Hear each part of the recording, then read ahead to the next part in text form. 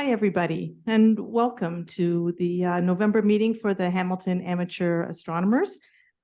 This is kind of unusual. Usually I have to gather everybody to come and sit down, but tonight you guys just sat down and were quiet right away. I'm like, wow, look at that. So welcome tonight. Do we have any people who are here for the first time this evening? Awesome. Welcome. If you have any questions, you can ask any of us. We have our tags on here. There are lots of people sitting at tables at the back as well. If you have any questions, please don't hesitate to approach one of us tonight. My name is Sue McLaughlin, and I am the chair of the Hamilton Amateur Astronomers, and this is my first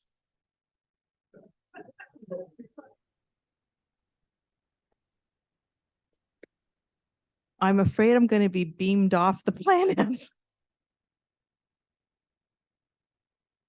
It did. I'm looking, those things that come down on the cartoons, it all comes down. And I'm like, okay, if I'm gone in a minute, then you'll know where I've gone. So as I was saying, my name is Sue McLaughlin, and this is my first official meeting as chair of the group. So tonight we have a jam-packed agenda. Welcome to everybody. I've got a lot of announcements tonight to go through. And our guest speaker tonight is one of our club members, Doug Turner. I'll give him an introduction a little bit later on. Then we'll have the break. We've got some door prizes tonight that were sitting on the table as you came in. And then the sky this month with Matthew Mannering. And again, Matthew is our new observing director as well. And I'll introduce him a little bit later on.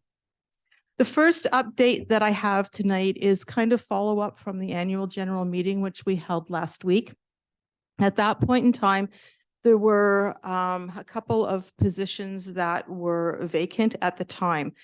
And then about approximately a week and a half after, Lynn Jones, who volunteered to be the treasurer, emailed me and said that she was unable to fulfill that job for personal reasons. So she had to step away. So then that left treasurer vacant. And kudos to Anne for doing a little arm twisting and convincing Marcus Freeman to become the treasurer. So Marcus is a relatively new observer. He's relatively new to the club. He has known Anne to catch, our former treasurer, forever. And Marcus is sitting at the back beside Paula. And going forward, he will be our treasurer. So a big thank you to Marcus. So he was acclaimed by council into the position, and we won't be too tough on you, not in the beginning anyway. And so we also had the secretary position vacant as well. And we had two people step forward for that position, Anne to Catch and Kevin Salwatch. Anne is staying on as secretary. It is a signing position with the club. She's going to retain signing authority for now with Marcus and I, just to ease the transition. We thought that having all three signing officers all brand new maybe wouldn't be the best idea. So for temporarily, Anne's going to stay in the secretary's position and retain that. Kevin is going to come on doing the actual secretarial work. So there are some jobs that have to be done. Minutes need to be looked after, documents need to be kept, and so on and so forth. Kevin has been a member of this club for a very long time. He was young when he started here, and he is an awesome visual observer, and he is going to be a great addition to the council. So please welcome Kevin in that position.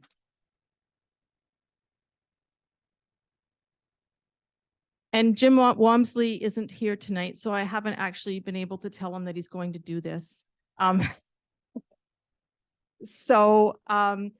part of the secretary's position is we don't have a physical address, so we have a mailbox. And Jim lives very close to the mailbox. And Anne thought it would be a good idea if Jim had the key to the mailbox and then could distribute mail, so on. But he's not here tonight, so I will speak to him about that. But I think he'll be fine with that. So. Oh, Jim, are you okay if you take the mailbox key? And check the mail. Can you Crystal, turn on your microphone and you can just tell me yes or no.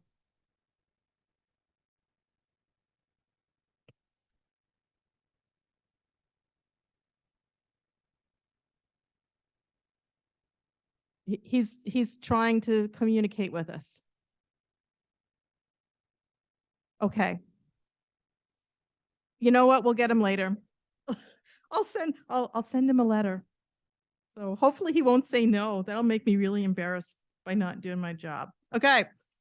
Next, the search for new locations. So a number of you have come to me and talked to me about this tonight. We have been beating the bushes out there looking for a new potential location. Any suggestions that I have received or Anne has received from members, we have investigated. My spreadsheet is huge. It's very large and stuff keeps getting added to it. So we've been out to visit a number of locations. The ones here are the top 3 that are sitting at kind of on the list right now. The first one is St. Matthew's on the Plains Church in Burlington. It's on Plains Road, east of Waterdown Road. It is, there's 2 rooms in the church, one with sketchy internet, one with better internet.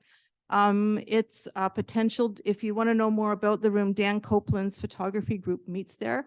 So he can ask some particulars, and I know we had some questions to ask him as well about that. The next is the clubhouse at the Shadoke Golf Course.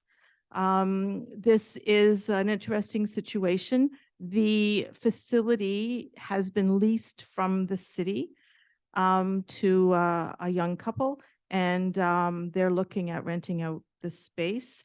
And so that's another potential place to go, which is not far from here. It's like right over there. It's not even a 5-minute drive from here and halfway up the escarpment. The third place is the Emmanuel United Church, which is on Upper Ottawa, south of Mohawk and south of the Link. I'm looking at the map in my head. And they have 2 rooms there that are good potential for us. So what's going to happen is we've got a few more options that people have told us about tonight. If there's anything you think of, let me know and we will investigate it. I also have a couple of emails out that I haven't heard back from yet from places. Council meeting at the December meeting is going to sit down and review all of the potential places, including cost, et cetera, and council is going to come up with 2 recommendations. We're going to bring that to you at the December meeting on December 8th, and we're going to let you have input onto which one we choose, and we'll give you the pros and cons of both. I'm not going to go into it tonight because, as I said, my spreadsheet is gigantic and council needs a first crack at looking at finances, et cetera, but we will not overextend the club in finding a new place to go. Does anybody have any questions about our search up to this point in time?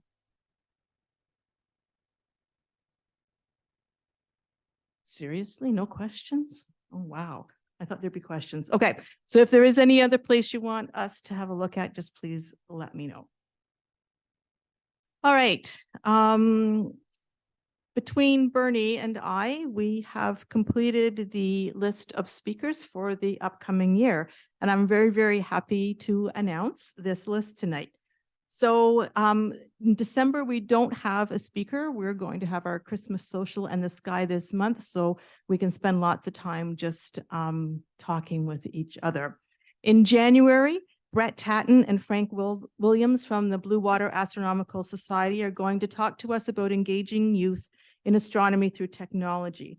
Brett is an experienced visual observer and has extensive technical knowledge about telescopes, and Frank is a very experienced astrophotographer. The Blue Water Astronomical Society members are working together to provide an outreach program to grades 6 to 8 at the Blue Water Outdoor Education Center north of Owen Sound. Their experiences with the students is carried on over into public observing nights that the club offers, and they're going to share their experiences with us. In February, Dr. Christian Sasse, Bernie, did I say that right? Is going to speak to us about remote telescope imaging. Dr. Sauce is the astronomer in charge at iTelescope. And iTelescope is a network of telescopes around the globe that provides digital imaging services to both professional and amateur astronomers. Dr. Sauce is going to talk to us about the new platform that iTelescope is launching and the recent addition of a state-of-the-art solar telescope. Correct. In March, Dave Cotterell, who is a member of the North York Astronomical Society, he is also a very experienced visual observer. He specializes in double stars, and he's going to share his tips and experience with us in observing double stars, both in dark locations and in the city. In April, Perry Edmonston, he is the program manager at the Canadensis Aerospace Corporation. Canadensis won the contract with the Canadian Space Agency to build a lunar rover. And that'd be kind of cool. And he's going to come to talk to us about the rover and its mission, and maybe it will have a name. When we heard him speak before, the lunar rover didn't have a name, and they were hoping that they were going to get a cute name for it. In May, Chris Gillings is going to come and speak to us about dark matter. He is a researcher at the SNOW lab in Sudbury, and that's the neutrino research lab that's there, and the nephew of one of our members, which is how we got hooked up. And he is going to come to talk to us about dark matter. He has 2 topics he can talk about, and so I told him, hey, maybe we'll just book you for the second one next year. So he's going to come and visit in May. And finally, in June, we have Ben Law. Ben Law is an astrophotographer, and he is based outside of Toronto. Like us, he lives in an urban environment, and he's going to share some of his tips and techniques for taking astrophotographs in light-polluted skies. And that is our slate of speakers for the upcoming season. So they sound awesome, and I'm very excited. And hopefully you will come and hear them speak. Some, of course, will be on Zoom, but we're hoping to get most of them live. So any questions about our speakers? Okay, moving right along. So a couple of announcements close to home. Membership renewal. I saw the big lineup tonight, which is awesome. Memberships expired at the end of October. And if you don't renew by the end of December, then you go into lapsed and you become red in the database. So please make sure that you renew your memberships. Last month, the October Food Bank donation was $85 in cash, which was awesome. And I'm going to turn the mic over to John Govro, who's going to come and speak about Astro 101 briefly.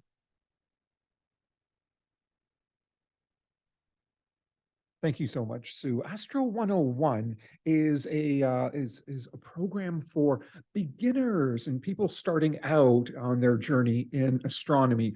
Although I say that, and then the next sentence out of my mouth is everyone is welcome. So all members are welcome to come. And what we do is, starting in the beginning of the new year, we meet online every couple of weeks, and we get together and talk about some aspect of getting into the hobby, like how does this telescope work? And now that I know how to use it, what am I supposed to look at up there? And it's a great opportunity to get to know your fellow members, and we mix new members and beginners with experienced members, and we're hoping to have a couple of sessions live and in person this month.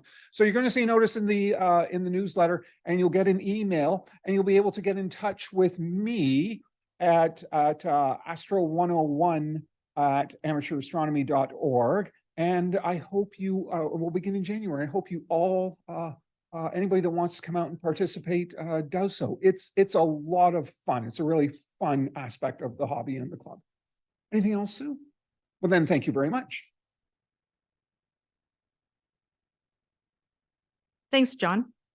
The next is just a kind of a note. We are putting a halt on our loaner scope program at this point in time. We have one scope out that we're having trouble getting in touch with the person who has it, and we're in the middle of doing an inventory. So we're looking at everything that we have and making sure that it's all serviced and ready to go out sometime in the new year. So right now we're putting a halt on it, and it's been taken down from the website as well. So it hasn't gone away. It's just taken a little hiatus while we do some maintenance and inventory what we have. The RASC handbooks. Last month, Steve German talked about the possibility of getting RASC handbooks. He's called RASC 6 times in the last 2 weeks. He has had no response. Oh, they're in a meeting. Oh, they'll get back to you. Oh, we'll only have 20 handbooks here. Oh, we don't know if we can do that. Oh, I don't know what it will cost. So he's been having a really hard time getting that information. So at this point in time, we are not going to collect money for RASC handbooks. They are $34.95 plus shipping on the RASC website. If Steve does manage to swing a deal with them, I will let everybody know in December before the meeting. So if you wanted to order one, then you could. But right now, we're not taking orders because Steve can't get any traction from RASC for us to do that, unfortunately. The Event Horizon newsletter deadline is Friday, November 24th. If you have anything awesome or a picture you want to share with Bob, you can send that to him at editor@amateurastronomy.org, and he loves getting pictures. Speaking of pictures, on sale at the break today, the 2024 Celestial Events HAA Calendar. It is $10 in person, cash or check. And Joanne will be selling them at the break at the back. Now, they will also be available at a later date online, but the cost will be more because you have to cover the PayPal costs. And if you want it mailed to you, it'll be about $20. So it's a real deal to get it today. The boxes have not been cracked. The only person who has seen this is Doug, the editor. I have not seen it. I've looked at like the written part, but I have not seen the calendar, and he wouldn't let me open the boxes. So it'll be a big reveal coming up. So volunteer opportunities. Last year, we had various members of the club join Chris White at the door to greet everyone as they came in the evening.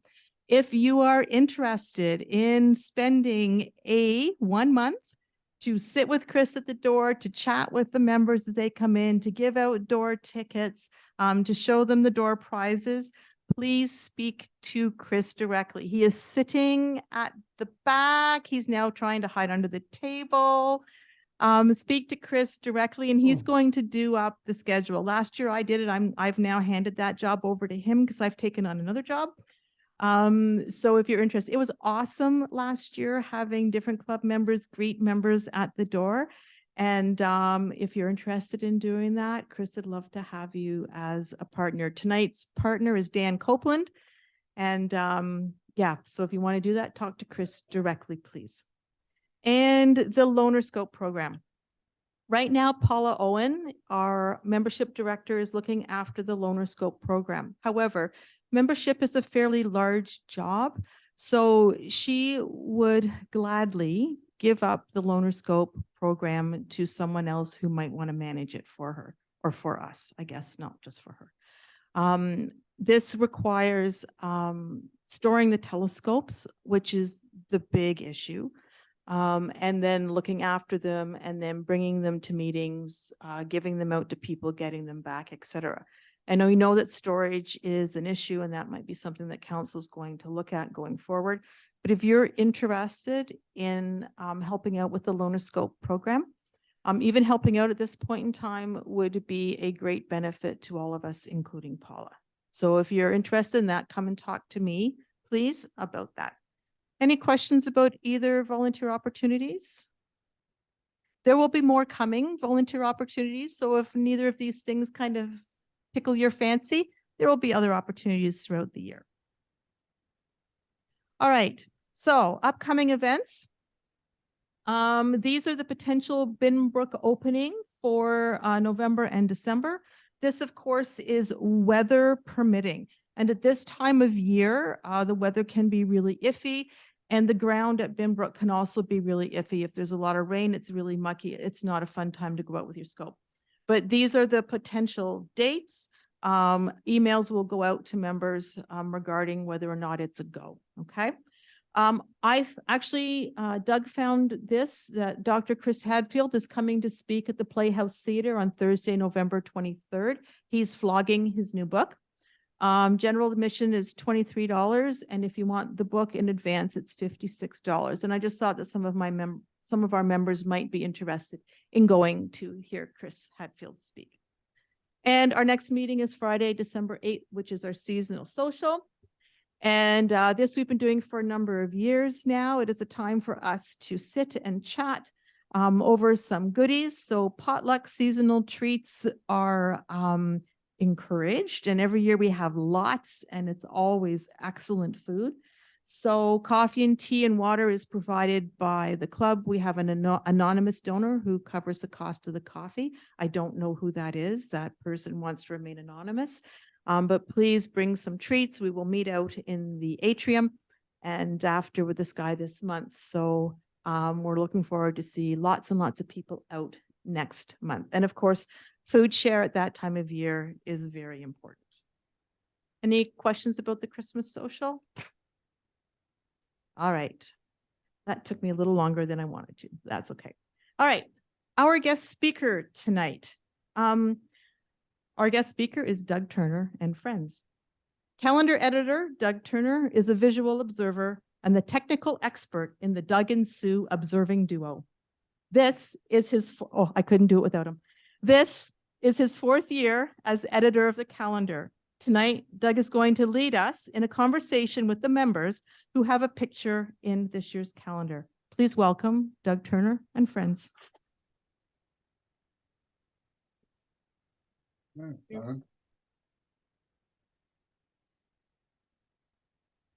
she's doing the technical support.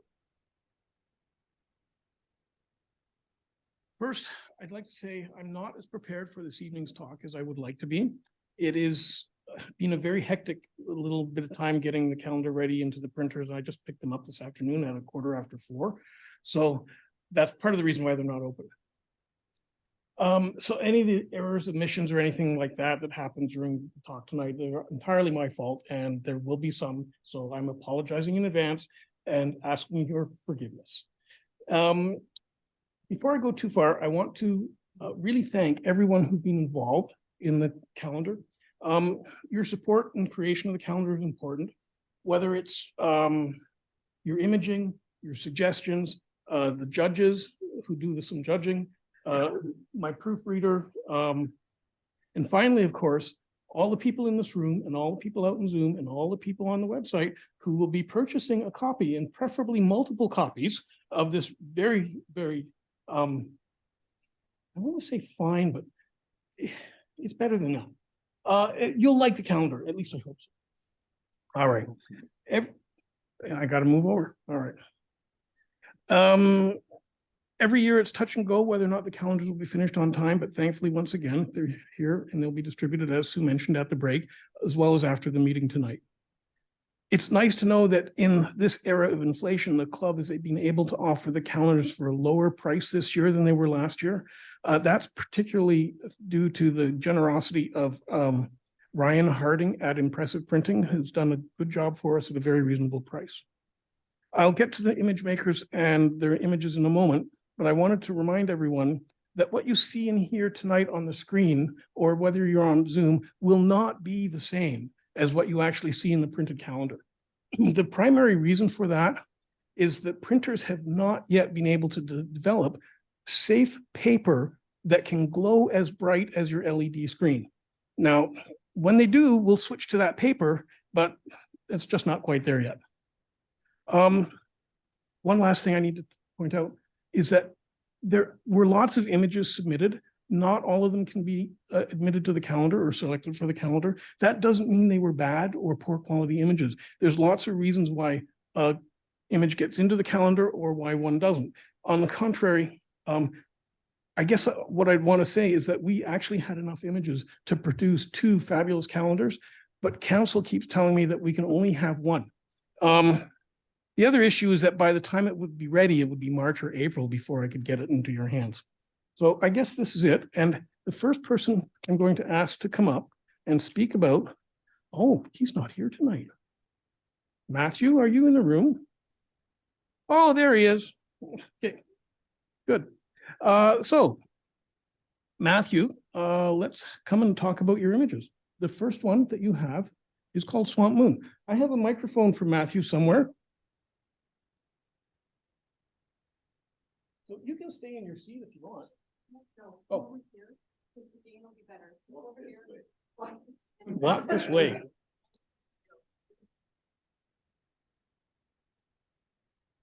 So back in May, I'm good. Mhm. Back in May,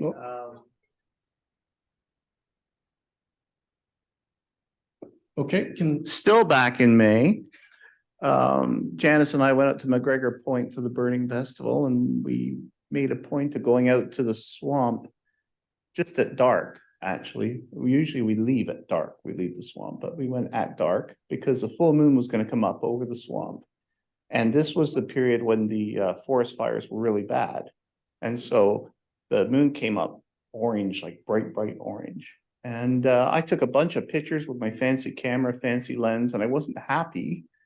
So I got out my cell phone and I took this picture. So that ended up being the one I submitted. And just a night or two later, we were out quite late and the moon came up later. And the moon that night, it was so much smoke in the air, you could hardly even see a full moon in the sky. It was that dark. But that night ended up being pretty good. you talking about this picture? No, Oh, okay. I'll go back. that's pretty bright.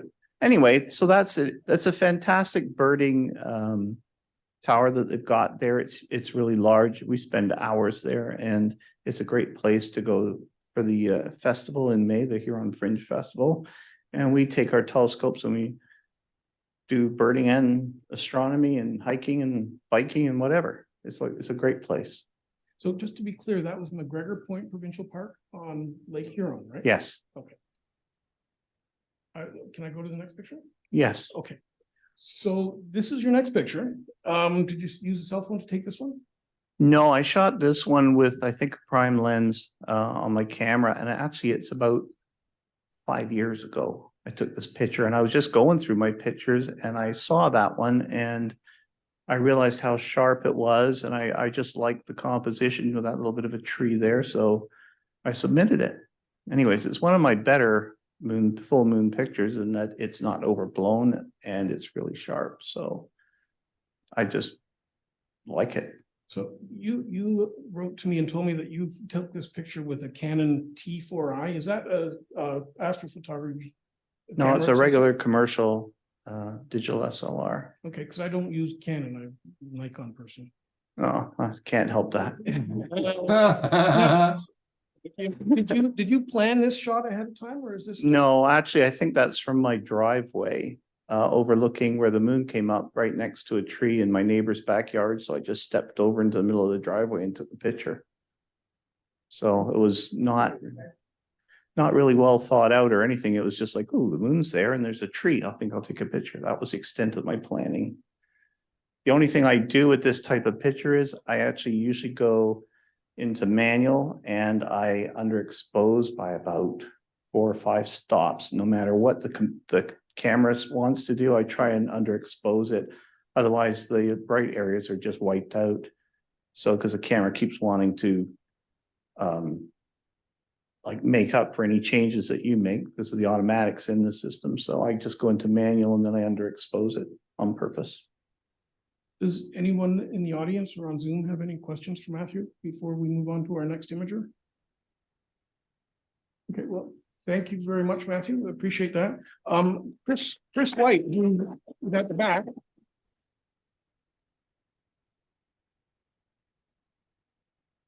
Chris White did this next image.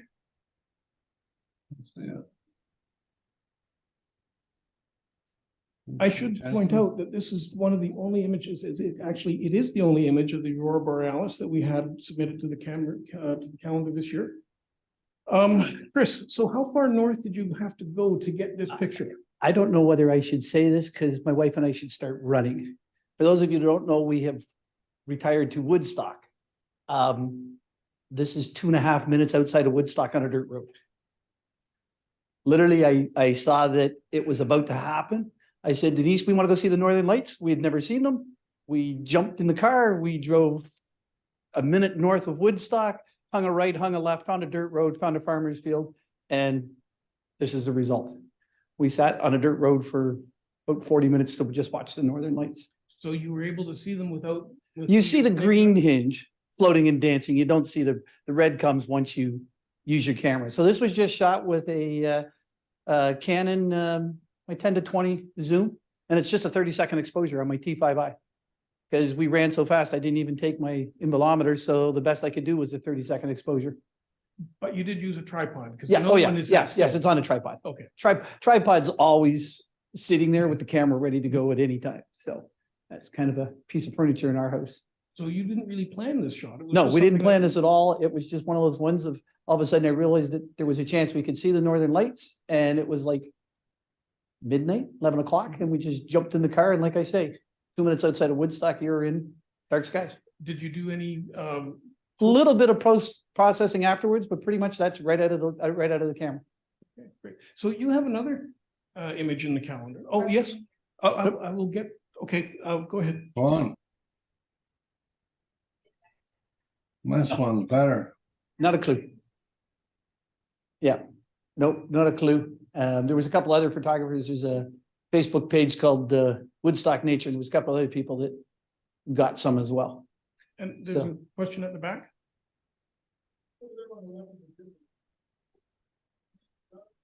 Your guess is as good as mine. I saw it when it showed up, and we're so much in awe that we didn't see it. It's one of those ones that I'm not even sure it wasn't a meteor, just the way it's there, because a plane would have gone right across the whole image. So I'm thinking that maybe it was just a That's definitely a meteor that meteorite. popped out and then was gone again. Because a plane would have given me dots right across. It would have given me one way or the other right across the screen. And I mean, you can see the Big Dipper in it quite nicely too. So this is Chris's second image that's in the calendar.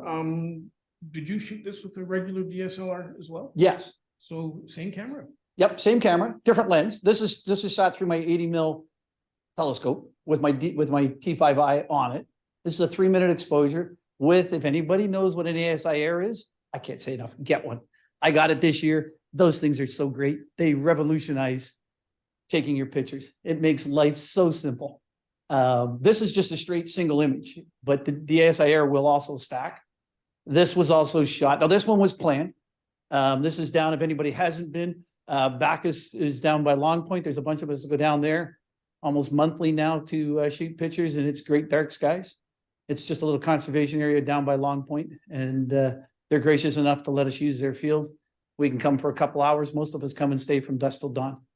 What about post-processing? Did you do? Very little, a little bit. Again, you always end up doing a little bit to clean things up. But I try not to do much. Most of my stuff is what I see is what I get. I try not to overdo them. I mean, there's some stuff you see on the internet and it's like, is it even real anymore? Or is it Memorex? It's been so overdone. Okay, that's So, great. yeah. Did you have anything else to say? Nope. Any questions for Chris about any of aspects of his images so far? Okay, great. Thank you very much, Chris. The next I think mine was better. image I have to tell you about is this one. This is actually one of mine. And I captured this. I don't like it at all. 2021 at 5:42 in the morning. Yes, morning. And there was, in this case, there was a fair amount of planning involved. I knew when the eclipse was going to happen, and I used a photographer's ephemeris to give me an idea of roughly where it would be on the horizon. So I dragged Sue out with me and we scouted out 4 different locations around the city where we might be able to get a good view of where the sun was coming up. And we picked the pier at Burlington Lift Bridge because there was some nice stuff that might be in the foreground. On the day of the shoot, we went, set up the camera, programmed the intervalometer, put the exposure bracketing on, and press the shutter, let the camera do all the work. The people and other stuff that you see in the image just happened there to come as the camera was taking its images. Sue and I managed to watch the eclipse, and the camera, as I said, did the work. 1,131 exposures later, I had a frame to work with. This is basically what I got out of the camera, except the cormorant that I put in, I got that from another frame and I thought it looked nice, so I pasted it in the picture.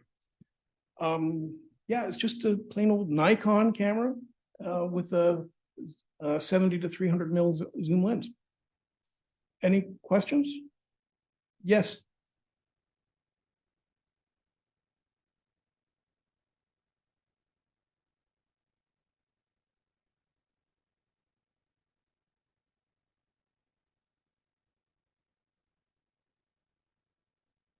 Thank you.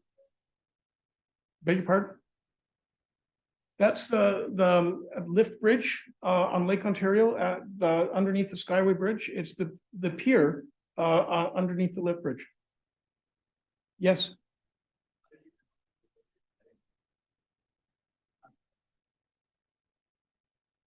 I may have mentioned I put bracketing on my camera. So my camera was taking a -2 exposure, a -1 exposure, 0, +1, +2. And my intent was to see if any of them would be suitable for using in HDR, but I never got around to that. So like I said, 1,100 frames and I got one I liked. Okay, I'm going to ask Janice Mannering to come up now, if Janice wouldn't mind.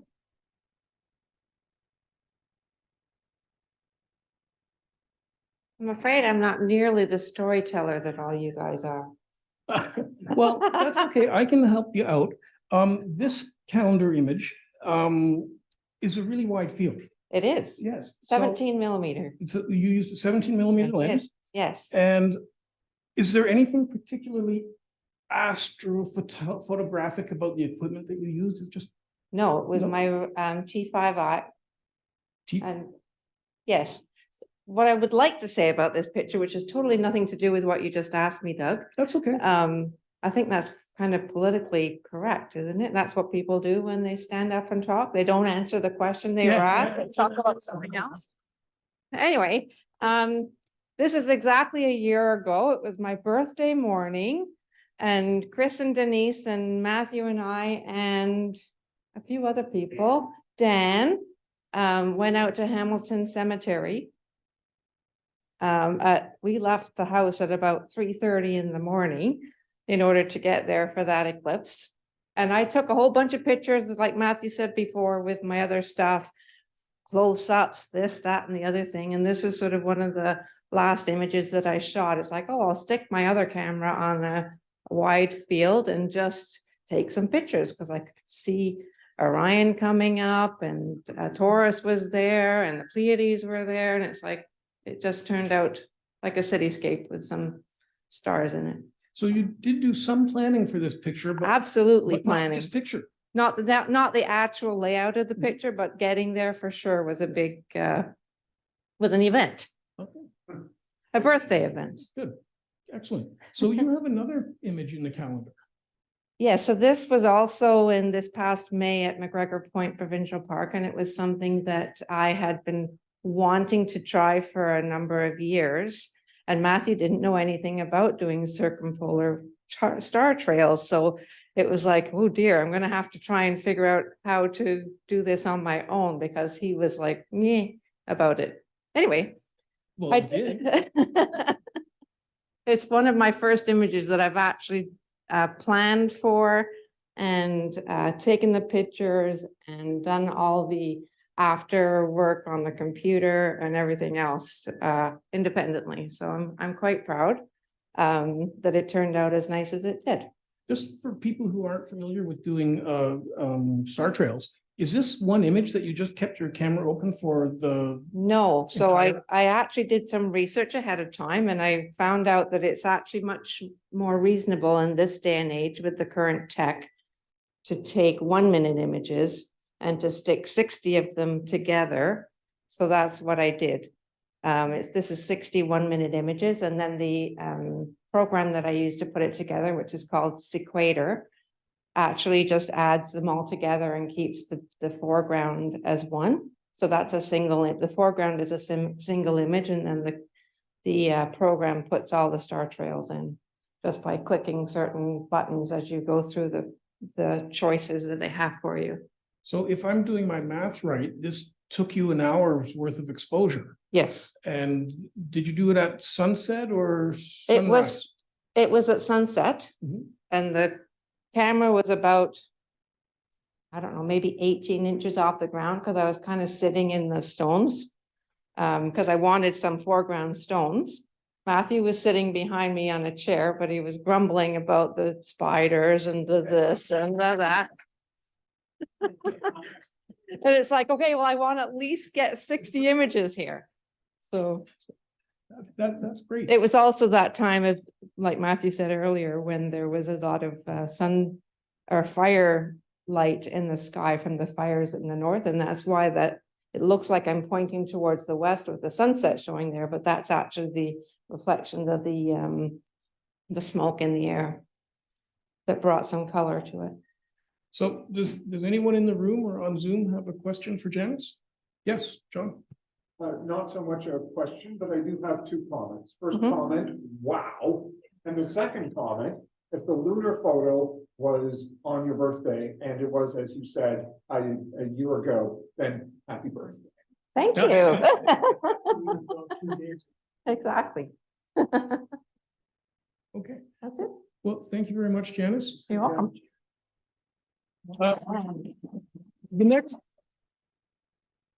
The next person who has got an image in the calendar I'd like to talk to is Dan Copeland, and Dan's way at the back of the room, so it'll be a moment for him to get here. Yeah, well, they can, but no, people on Zoom can't hear you, so you have to come and get the mic. I'm going to show you Dan's picture while he's on his way up here. You might not recognize, well, you probably, maybe you do recognize this, maybe you don't. This is the butterfly butterfly cluster M6.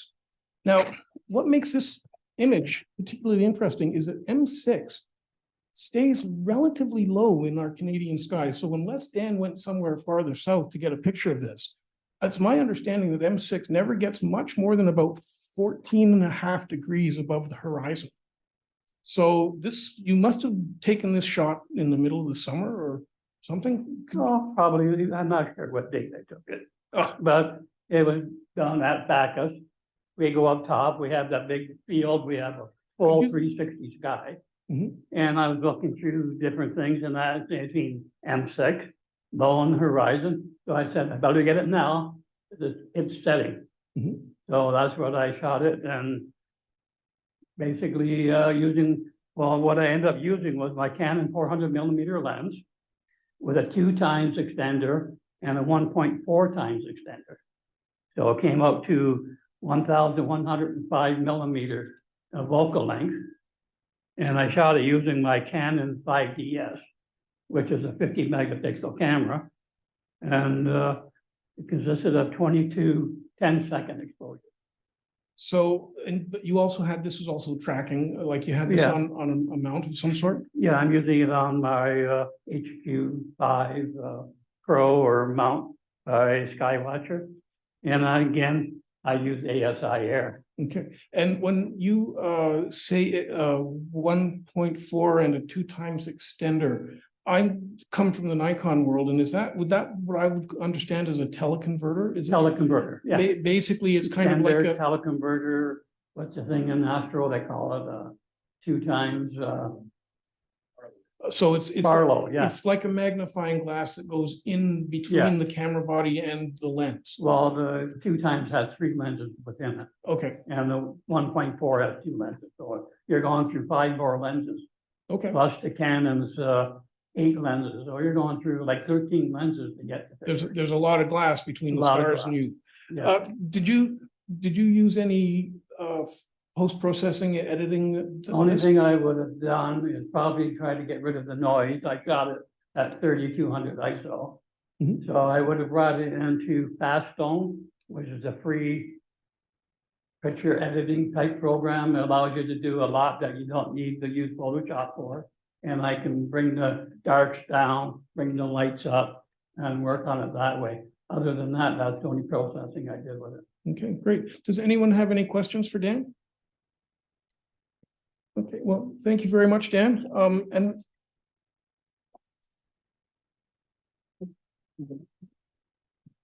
The next person who's going to speak to us about their selection for the calendar is Lorraine Schneier, or Schneier. I thought for some reason I always have trouble with Lorraine's last name. Anyway, this is Lorraine's picture that's in the calendar. And this is a little different than what we've seen up till now. This is an 18 by 12 original acrylic abstract. Some of us have recently had the pleasure of going to Lorraine's show that was in Dundas. Yes, and thank you very much, particularly to HAA, who gave me a lot of support and encouragement for my show. So I really appreciate it. And thank you, Doug, and the committee for all the hard work you do for this calendar. This, of course, is not a photograph. It is an acrylic, but it is your second aurora in the calendar. Yes, that's true. Normally, I basically like painting abstract acrylics. This is not as abstract as most. But I really wanted to do an aurora. They're very difficult. I tried to do the ones that are wavy. It just wasn't working out, so I kept it very plain. Normally, I start with a background and then just keep turning my picture around and then decide what kind of image I want to put in it. But this one, I decided to do the buildings first because I had an old photograph of the back end of Paris. Yes, and it sits in front of the Grand River. So I put the building in first, which actually made it more difficult because I always like starting with the background. Pardon me. And then I went with the aurora, with the reflection in the water, and just for interest, put people in. There is also a man here with his dog and his telescope. But it was still not coming together for me. So until I stuck the moon in, and then it gave it a little more depth and distance. And then the circles on the right at the top, it's just visually pleasing, I think. And circles are generally a geometric symbol for infinity, eternity. So I use a lot of circles in my pictures. That's it. Okay. Well, does anyone have a question about Lorraine's work? Okay. Well, Okay, thank you very much, Lorraine.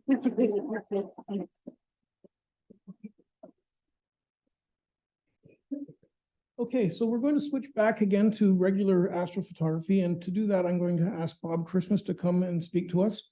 Bob has a number of images in the calendar this year. Bob, come on. This one, this is a lunar eclipse that he took just over a year ago, but there's something special about this picture because in this picture at the top is a little blue star, which is not a star. What is it? That is the planet Uranus, which was right above the eclipsed moon on November 8th last year. So Uranus is about 2 degrees away from the moon. Did you plan at this time on this date? That's the distance. It's not that far apart all the time.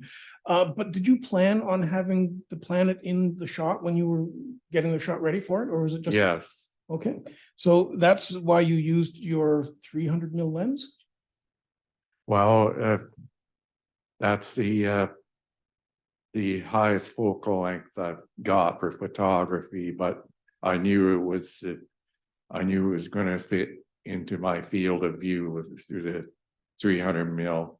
Okay, so and you use you're a Canon shooter too, right? Correct. Yeah. What was this on a tripod or handheld? This was on my fixed tripod. It's a 1 second exposure. So it was just one exposure. This is just one Okay. exposure. And yes. did you do any? We're referring to it as post-processing, but it's kind of like the editing and stuff like that after you've taken the picture. With a little bit of post-processing to improve the coloring and the contrast on it, mainly. So what tools do you use? What's the software that you use for your post-processing? For this one, I've used a program called, it's like Photoshop, but it's it's called the GIMP. Its interface is virtually identical to that of Photoshop, but it's freeware. And in the note that you sent me, you also mentioned something called dark table.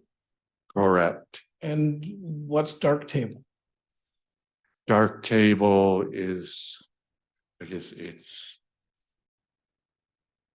guess more for professional photographers who post processing is just tons of features in it, most of them which quite honestly I don't quite understand, but I used it for brightening it, and I used it for playing around with the highlights and shadows, and I just used it to tweak it in such a way that I was happy with this final result. Okay. So I guess you mentioned that what was the first one? The GIMP is a freeware program. Is Darktable freeware as well? Yes, I Okay. believe so. Okay. You have more than one image in the calendar this year, Bob. This is your second one. This is a comet and Mars. So I know you told me in advance that you provided me with some information about the camera and the lens that you're using. And basically this was shot with the same setup. Is that correct? The same camera, Yeah. the same lens, except on my SPEQ tracking mount. And there might have been a filter on this. Yes, I was using a light pollution filter inside my camera body. This is through my 300 millimeter with my Canon 40D. This is a stack of 16 1-minute exposures at ISO 1600 and f4. You won't believe just how much work I had to do post-processing to come up with this result, because I took these images from my home parking lot, my home complex parking lot in Burlington. That's that's really impressive.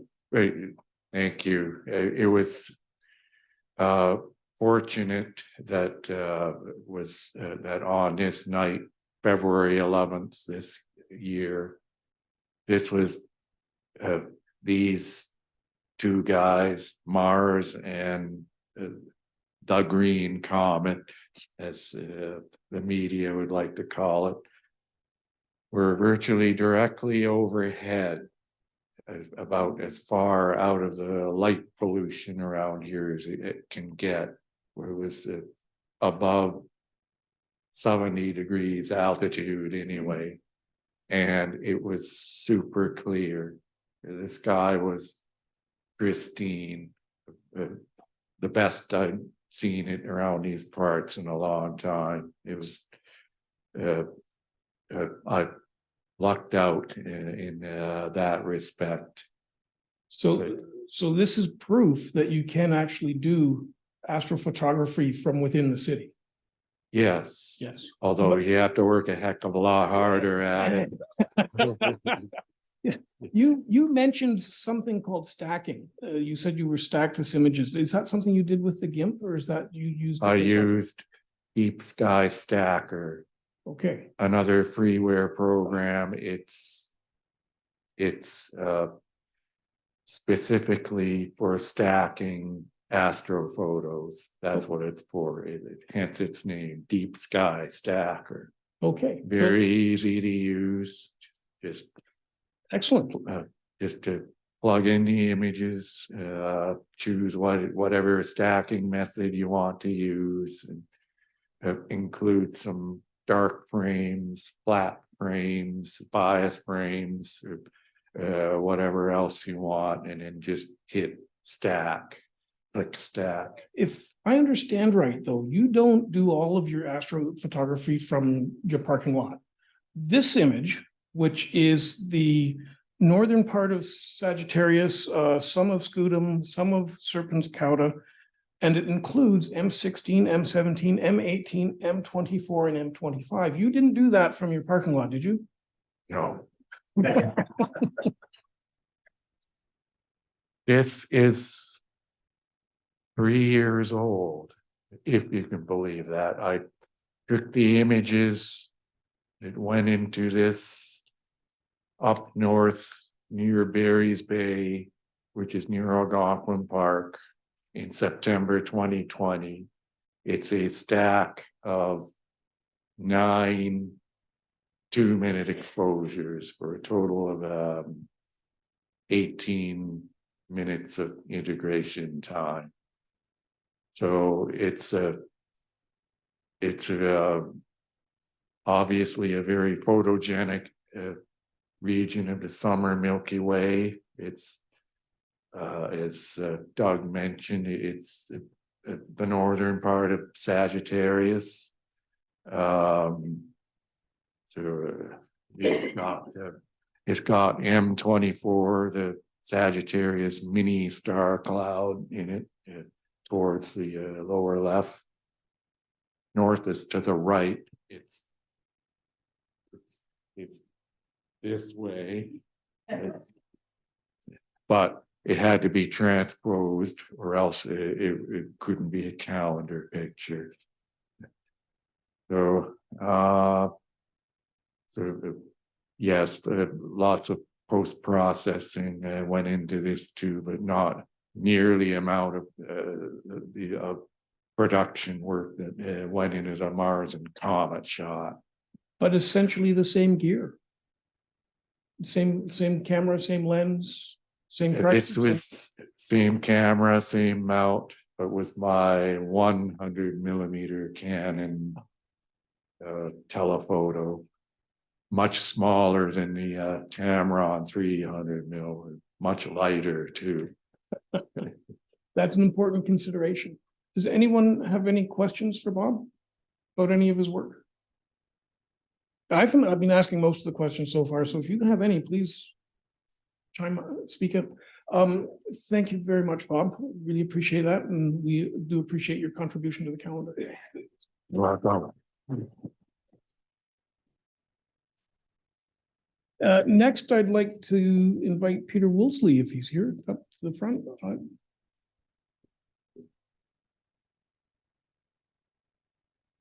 Peter has 3 images in the calendar this year. This is the first one. This is an emission nebula. Am I reading that right? This is. Yeah, an emission nebula. So this is something called Sharpless catalog number 2, or it's in the Sharpless second list, item number 101. That's right. And this is not visible naked eye. No, If I was to go out tonight and look out for it, I wouldn't see it. most of the stars here are not visible Okay. to the naked eye. This is called the Tulip Nebula. And- I took that picture probably 2 years ago. I have a dark sky site up in Sable Beach. That's taken with my telescope and my mount, a Celestron CGEM mount. This is. Could you hold the mic up? Yeah, sure. The pictures that I take are 450 seconds each. So 7.5 minute exposures. And probably there's at least 20 to 30 photos in this that are all stacked using Deep Sky Stacker. And I use a program called Star Tools to develop the programs. My telescope, I have a dedicated astrophotography camera It's called a QHY 294C. When you get into dedicated astronomy cameras, they're like letters and numbers. They don't like Nikon and Canon and those names. This particular camera has a built-in refrigerator inside it, solid state refrigerator. And what it does, it's actually a little tiny solid state refrigerator. It's mounted directly to the imaging chip and it cools the chip. For these pictures, that chip was being held at minus 15 Celsius, so below freezing. And so it's really is it ends up being a house of cards. So lots of little details with this, and it takes hours and hours. I guess it's 3 hours of exposure time.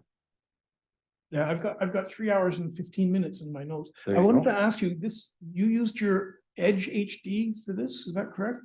Yep. Is that that's an 8-inch aperture? It has an 8-inch aperture. Normally it's got a 2000 millimeter focal length. I was using a focal reducer that drops that down to 1422 millimeters. It allows you to take a little bit bigger picture, and it also makes that telescope a little faster, so it doesn't take as much time. Okay. Now, I have a trick question for you. Okay. There's a very famous double star in the Tulip Nebula, but we can only see one of the stars. You wouldn't happen to know why that's the case, would you? No. Oh, does anyone know? Come on, I can't be the only one who knows this. This nebula is in Cygnus, Cygnus, yeah. and right next to, I think, this star, but it might be this one, is Cygnus, right next to one of those stars is Cygnus X1, which Oh, that's I've always amazing. wanted to see. I was actually researching Cygnus X1 Well, 2 you have nights a ago, picture of it already? because I thought somewhere in this photo it might be there, and Yes. I was convinced it wasn't there. Well, the research I did told me that in that Tulip Nebula, Cygnus X1. So for those of you who don't know, Oh, wow. that's the first suspected black hole. So There you go. we have a picture of a black hole in our calendar. And even I didn't know that. Now, you have more than one. You have a second emission nebula in our calendar, and this is the Heart Nebula. It is catalog number, index catalog, which is the subcatalog of the NGC catalog, right? Yeah. Just say right. Yep. It's number 1805, and you used a different telescope for this. No, yes, I did. I have two telescopes. I've got the 8-inch Edge HD. It's a Celestron telescope. I also have a Skywatcher 80 millimeter refractor. So this is taken with that 80 millimeter refractor, which is a lower focal length. It has a 600 millimeter focal length, and I was using its field reducer, which dropped that down to about 430 millimeters. That gives me probably about a 1 by 2 degree field of view, which is a lot more than what I would get with the big 8-inch scope. For the bigger the scope, the smaller the size of the subject you can take a look at. Oh. This is a really beautiful subject. Lots of glowing hydrogen alpha or hydrogen gas that are all excited by these stars in the center. That cluster of stars in the center, I think is called Merlot 15. Is that how it's pronounced? Merlot 15. I was reading up on that the other night, and they say that some of the stars that are in that are exciting this whole nebula and making it glow, they're upwards of 50 times the size of our sun. So, and I guess the other nice thing about this is this particular subject is 7,500 light years away from us. So the light took 7,500 years to reach my camera and to get this picture. And that means that this is what this nebula looked like 7,500 years ago. Because it took that long for that light to get to us. So the 4 hours of processing time wouldn't have made a difference to the amount of time that this lights. Well, it would have been nice if I could do that quicker, because I'm not outside, but I'm awake, trying to stay awake for that 4 hours. Right. I think I managed to shut the imaging system down around about 2 o'clock in the morning for this one. Okay, and I actually had another question for you about the smaller aperture telescope, and that was the reason you use the smaller aperture telescope to have a smaller field of view. Is that? No, they get a larger field of view. Okay. The smaller the telescope, the lower the magnification. The lower the magnification, the bigger patch of the sky you can Gotcha. actually get in your image. And But- that's part of the reason why you had more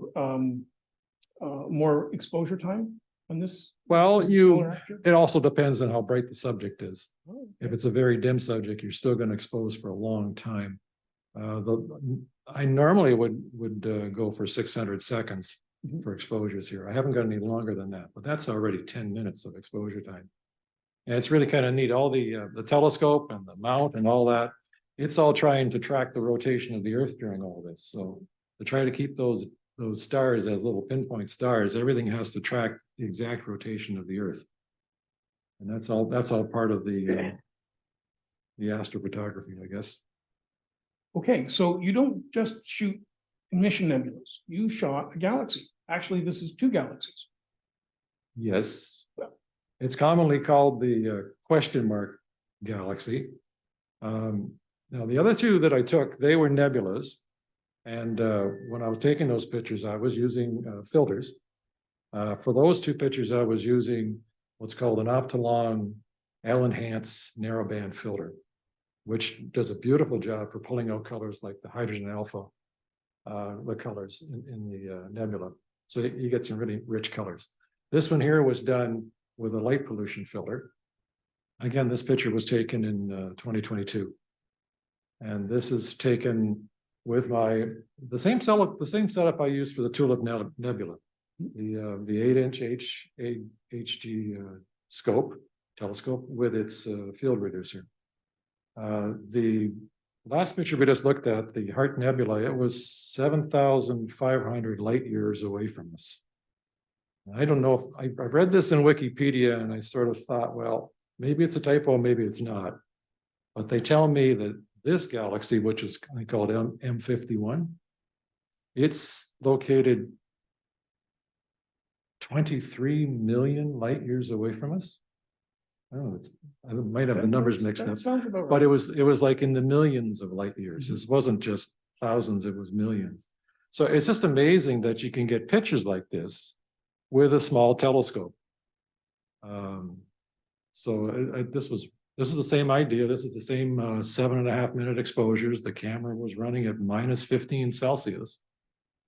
And this was probably a little bit more than 3 hours exposure for this one. I don't have that on my notes, but I know you sent the information to me. I didn't think it was that much different. Well, I know that the Heart Nebula was the longest exposure, but it was a little bit less than 4 hours. Okay. One last question, because you've answered some of the ones that I had previously prepared. Did you spend about the same amount of time working, like the editing part of the process, working on all three images, or is there one that stood out that took more time, or was there one that was particularly easier to do, or are they roughly about the same amount of work? I find the Heart Nebula with my smaller scope just seems to be a lot easier to process. The colors just seem to be a lot richer, a lot stronger, and they come out. The details in like this particular galaxy, because it's obviously smaller in this picture, doesn't dominate the picture. You want to get as much detail out of it as you can, and so you start playing with some of the more elaborate features. Star Tools is the program I use. It has a huge amount of features in it that are specific for astrophotography. Deconvolution is one of the ones that I like playing around with. It allows you to take these stars and they become shrinking down into little pinpoints of light. But they also allow you to get some of the detail on that galaxy and pull it out and make it crisp. And you really find yourself spending hours sitting at a computer playing. So it takes up all your available time. So. Some of us would enjoy that and others not so much. Does anyone have a question for Peter? Yeah, sure. You are. There's as these pictures get deeper and deeper and you expose longer and longer, there's more detail in the background that really is just there, but you can actually see other galaxies. Go ahead, Dee. They're in the process of gliding. Though, you could say this is actually two galaxies that are sort of banging into each other. It's really kind of neat when I look at this, it's neat. You've got this galaxy here, but when this one here is banging into it, it looks like it sort of took one corner of it and pulled it. Because you can see everything sort of sweeping off towards that galaxy. And it's the first time I was actually able to pick that detail up. And so it almost made this galaxy, which normally just sort of, in that case would just be a big swirl. It actually started to look like it was three-dimensional. It was pulling off and going to one side. So the smaller one is feeding off the larger one, but they'll eventually fully Oh, involve each other. yeah, they're gravitationally locked. They'll eventually do that. I think the same thing is going to happen with us and the Andromeda galaxy. Eventually we'll come in together, and the Milky Way and the Andromeda will become gravitationally So- locked. Not only does our calendar have a black hole, it also has a picture of our future. One of our futures. Yeah. Question at the back. Yeah. In light years, how wide do you think that goes? Well, given it's 23 million light years away from us, you sort of get an idea of how massive this thing must be that I was still able to get a picture of it. When you think about it, it's so far away, it's almost inconceivable to think about how far away that is. We're probably looking at hundreds, maybe close to thousands of light years, certainly hundreds of light years in size. You go to Wikipedia and look for M51, it'll have all the details on it specifically. But yeah, the order of magnitude is just, that's stifling. And any little stars you see in there are probably absolutely gargantuan compared to our sun. Are there any other questions for Peter? That's using all the magnification I can get. So it's using the 8-inch. Actually, it's not. I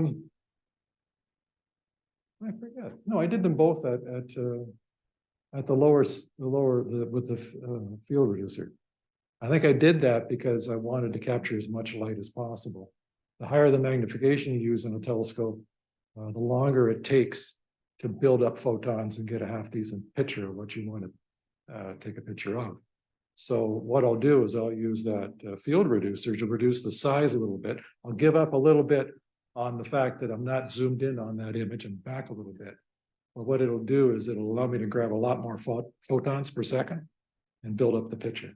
So, Okay. a compromise. Well, thank you very much, Peter. Our next imager. Okay. Our next imager is Pavle Cullum. Pavle, you've got a minute? You've got a galaxy in the calendar as well.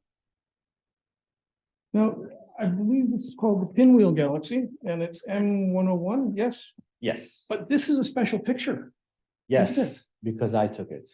No, there's another reason. Yes. So this little guy here, that's a supernova that occurred. So there's a funny story with this picture. So I actually took another picture of Pinwheel 2 days before this, or 2 days before the supernova was discovered. So I had a full picture. I spent days on it, and I finished it. And then 2 days later, they say there's a supernova, and you missed it. And I said no. So I'm like, okay, well, I have to do it again. And then the smoke came, and it was there, and it was there, and it was there. And I waited weeks, and I was dreading it because I knew that supernova was not going to stick around. So finally, there was a night that was filled with smoke, but less smoke than normally. And I said, I'm doing this now. This is it. So I did, and I spent about 4 hours imaging this. The rig that I used is a Mac-Newt telescope, which are just beasts to work with. They're super heavy, but they're very capable. 192 aperture millimeters and about 1 meter of focal length. And I basically threw everything in. I didn't need a reducer or anything because it's pretty fast to begin with. And the Mac part of Mac-Newt flattens the field, so you get nice pinpointy stars across the entire chip. And I managed to capture it, and I was very happy with it. I actually spent less time on this picture specifically than the one that I previously took. But either way, they look almost identical. And I was very happy to be able to capture that supernova. And we're really happy to have the supernova in our calendar, along with all the other cool things that we have. Now, I was gonna ask you about why you used the magnute. I know that you have an ASI 533 color camera. Yeah, And that you have a Skywatcher EQ6R mount. yeah. But I also know that you have a different telescope as well.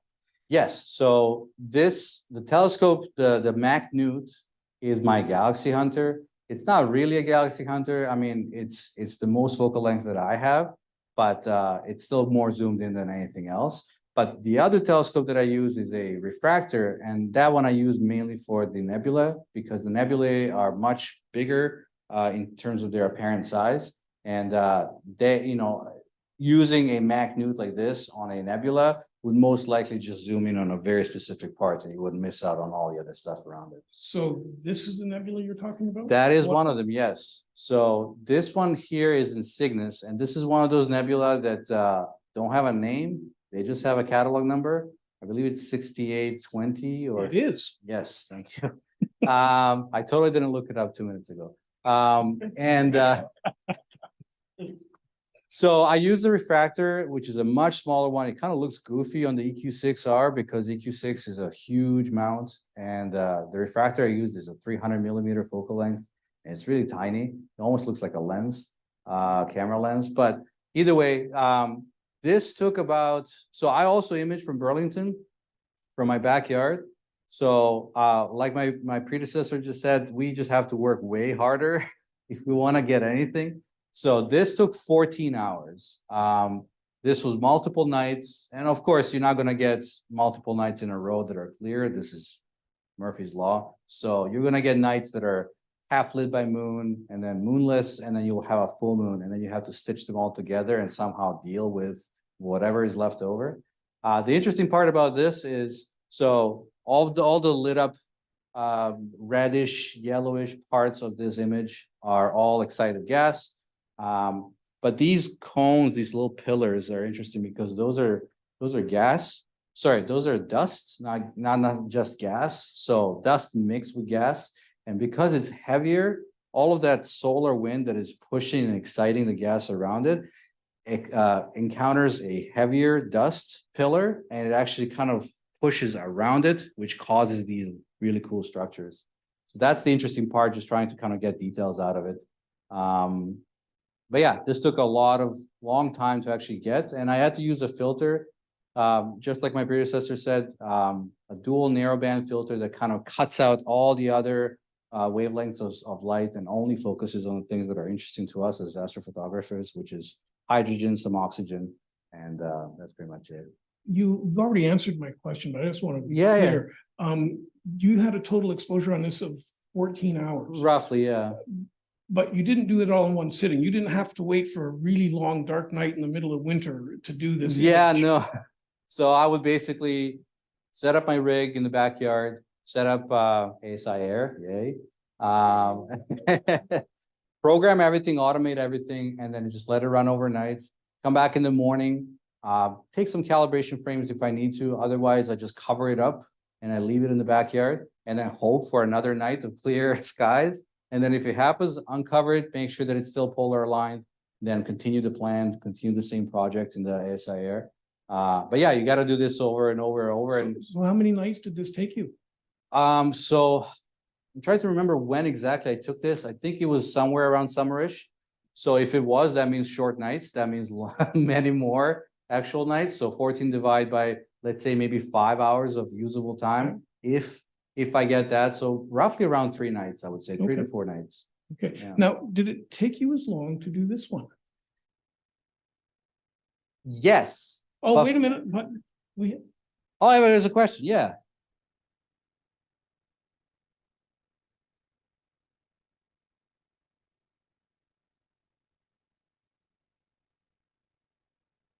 Yeah, it's a fun name, so right?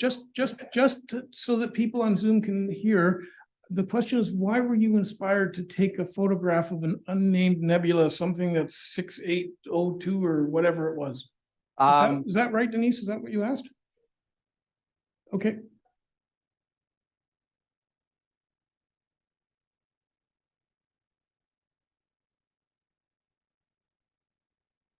So that's a very good question. I'm a special snowflake. So I like to do things that are different from others. So whenever I share, for example, my images with family and friends, maybe like posted on like Astrobin and things like that, I see everybody doing the exact same targets during the season. You know, there's going to be winter. Oh, everybody's doing Orion. There's going to be springtime. Everybody's doing galaxies.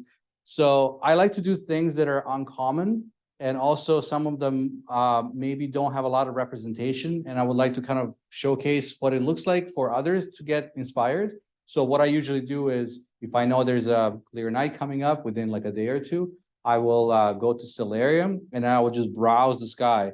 And if I see any interesting kind of structures or areas that are maybe not commonly imaged, I will say, okay, can I do this? That is the first question I'll ask myself. Can I do this from my backyard? Is it a reflection nebula? Forget about it. Is it a dust cloud or a dark molecular cloud? Forget about it. I know my limitations. There's only so much that a filter can help with, and those kind of items I don't even touch. But if it's something like this, like an emission nebula, that I know I can, with some degree of certainty, actually image and produce a usable image, then I will say, okay, let's see what. And for every one of these, there's like 6 or 7 that I don't share with anybody because they're just failures, complete failures.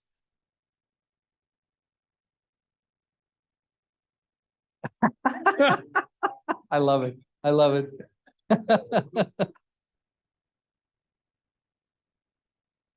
So I don't know. So this is uncropped, 300 millimeter point of view. So I can look it up for you if you want, and I can let you know exactly what it is. But I don't know off the top of my head the actual in terms of degrees. Dan? So this was done with a dedicated astrophotography camera. It's a color camera called ASI 533 MC, and it's a. Pardon? So this one's basically the ASI 533 MC will then connect to the ASI Air, and then ASI Air will run everything. It will run the mounts in terms of tracking. It will run the imaging sequence and everything. Yeah. It's cooled. Yeah. So I usually cool always to -10. I seem to find that usually works really well. In the summer, I can't do that usually because the fan will just scream at me. So I usually cool down to -5 or to 0. We have one more of your pictures. Yeah, to sorry, I don't see. want to take up too much That's time. okay. This one, Yes. this so is not an emission. Is this an emission nebula? Sort of?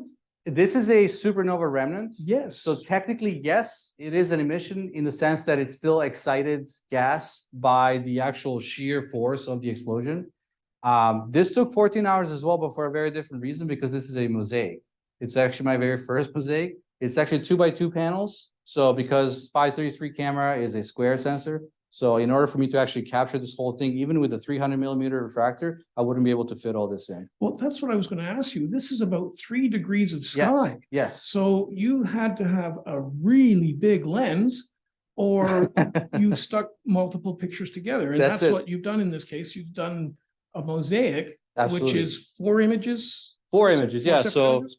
square, square, square, square, and then there's about a 10 to 20% overlap between the squares. Okay, and and that then- lets you line the frames up. Exactly. So each square, each panel is about 4 hours each. Not a lot, but I wanted to kind of see what I can get out of this as my first mosaic. This was hell to produce and process because of the different gradients of light pollution per each panel.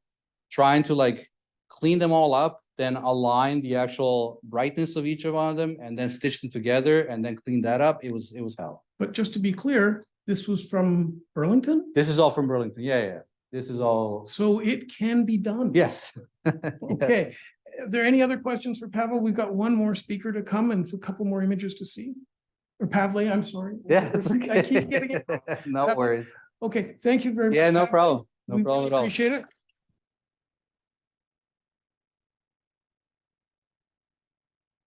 Now, our last calendar contributor tonight is our own famous John Govero. John has submitted some images that are closer to home. And to the best of my knowledge, John has a record number of 4 images in the calendar this year. I'm going to ask John to provide a brief description of each one of them as I quickly flip through them. So, as I'm getting the signal that we're running late. This is the first one. Whoa, that's bright. Yeah, it's bright. It's the sun, Doug. Out over the plate. So you're gonna throw me the softballs, I'm gonna hit them out of the park. So this is taken with a 130 mil refractor. I battled through the light pollution and did this from my backyard in Hamilton. Thank you very much. And for me, I was particularly pleased because that modeling on it is not bad photography. That's actually the surface of the sun. Those are little convection cells on the surface of the sun. Each one of those tiny little specks is like about the size of Australia. So yeah. It's cool. No, it's hot. No, it's not. This is cool. Yeah. Same telescope, same camera. It's these are all done with a DSLR. I don't have a dedicated astro camera. I'm sorry, Doug, it's another Canon. And for those of you who don't recognize this, you have to turn your head about 90 degrees to the left, because this is the top of the moon that we normally see at this end. Is that correct? yeah, That's correct. oh yeah, of course it is. Yeah, absolutely correct, Doug. Yeah, you've got it. And we always look at the same side of the moon, but the moon wobbles over time. You probably know this, and it's called libration, and that means that sometimes we see a little extra on one side and sometimes a little extra on the other. And in this particular case, you can see a little extra on the side, which in the photograph is on the top because, you know, just because, and you get to see some of the dark patches up on the edge, right at the very top there, that you don't normally get to see. So I was very pleased about that aspect of it, that I got to photograph those around the edge parts of the moon.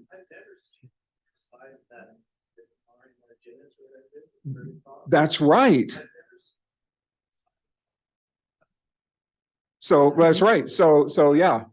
So right at the very, very top, that's Mare Marginis, and to the left of that is Mare Smithy.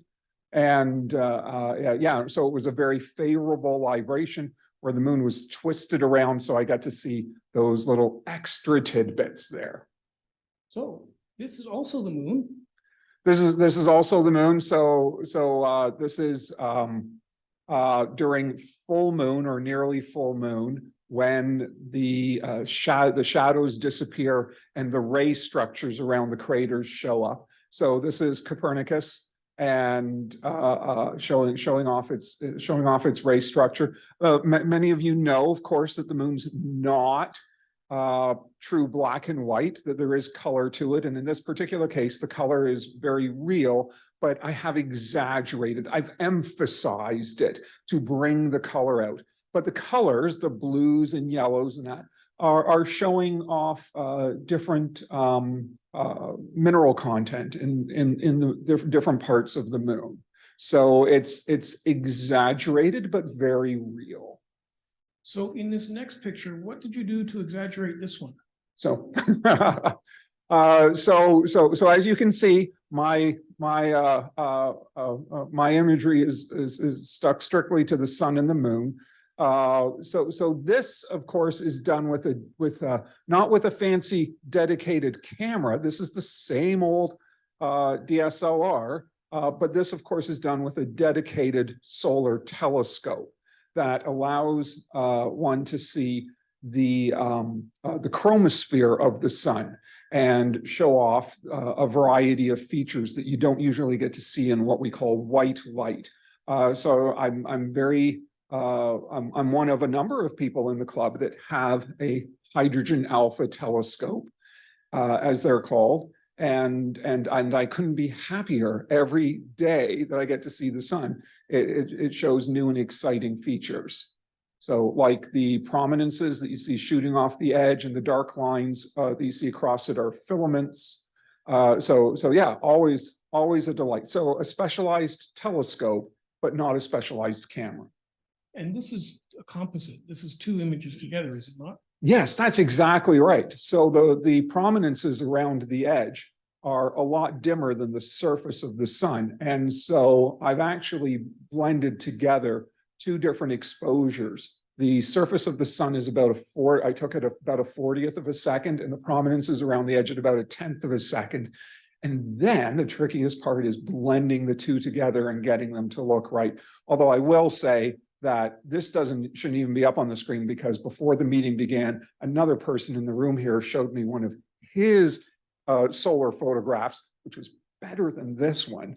So I expect to see that in the calendar next year, Les. So Now, before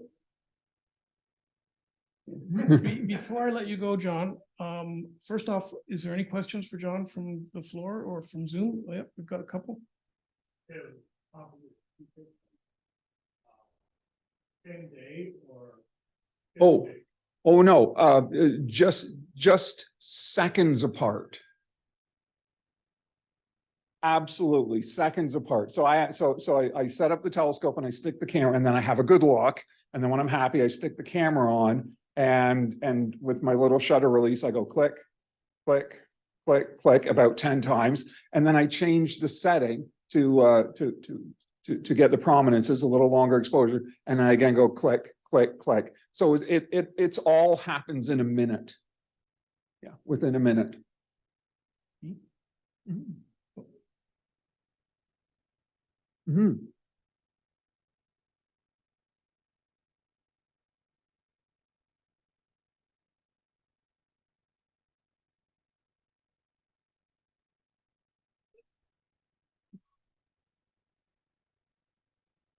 Oh, so the question is, can I actually identify the specific mineral content from the color?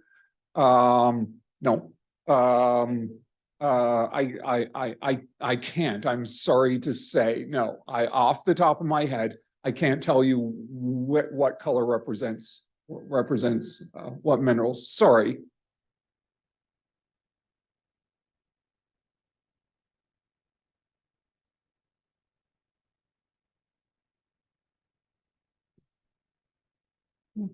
You had a question?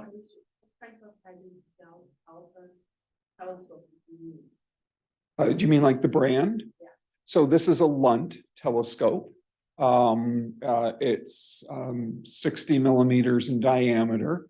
So it's about just this big, not very big, just very small, easy to carry outside. I have a very, very small mount for it. So, yeah. Barry, did you have a quick question? The bluish color on the moon image. Oh, there you go. So the answer is the bluish color is titanium. Thank you, Barry. Now I have one remaining question, John. You've seen all of the images that are in the calendar this year. Can you draw any conclusions, or is there any general observations that you make about astrophotography that you might want to pass on to our audience tonight? Well, I'm particularly impressed at the tremendous variety that appears in the calendar each year, and this year is no exception. From spectacular artwork to deep sky images that just boggle me and are far beyond my abilities, to wide angle shots, camera on tripod, to one cell phone image.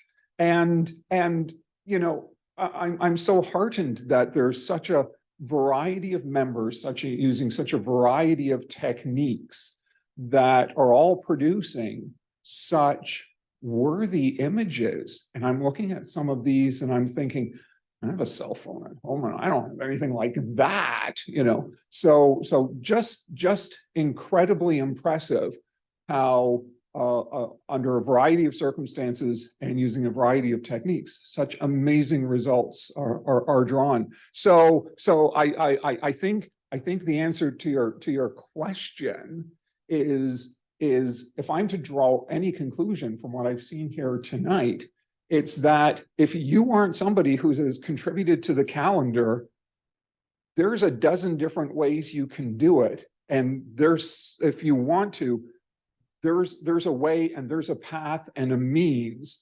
And I want to see your picture next year. Well, thank you very much, John. I have Thank you. one last. I have one last slide, and this is to let you know that I am already getting images for the 2025 calendar. You said it was perfect, so now I get the softball back. So you should consider submitting an image, or maybe 8. I don't care, just send them in. If there's anything other than clouds, the question is, what's stopping you? Thank you very much.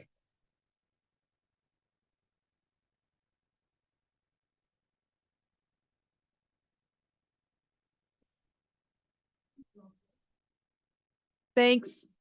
Thank you so much, Doug, for all of the work that you've done on the calendar this year. For those of you who don't know, this is a massive amount of work to actually put all this together and make it look as spectacular and professional as it does.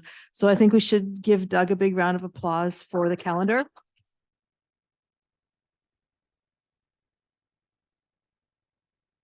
And thank you to all of the astrophotographers, cell phone photographers, acrylic artists, everyone who's gone from, you know, high-end tech to taking a picture with your cell phone and everything in between. It is possible. And yeah, Doug is accepting apparently pictures for next year's calendar. He's already got some. So we're going to take about a 10-minute break.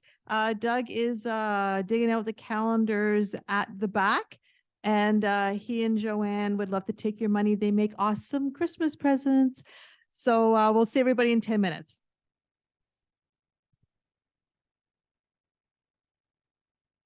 Last 3 numbers, 739.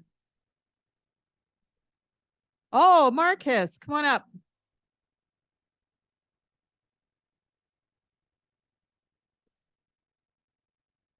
They're sitting right here on the front stairs. Just watch out for the tripons.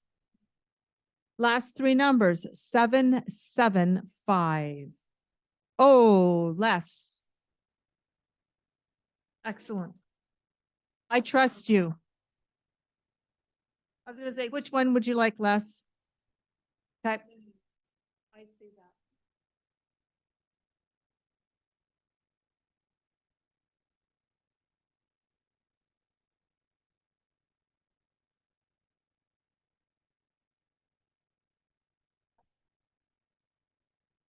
Last 3 numbers, 763.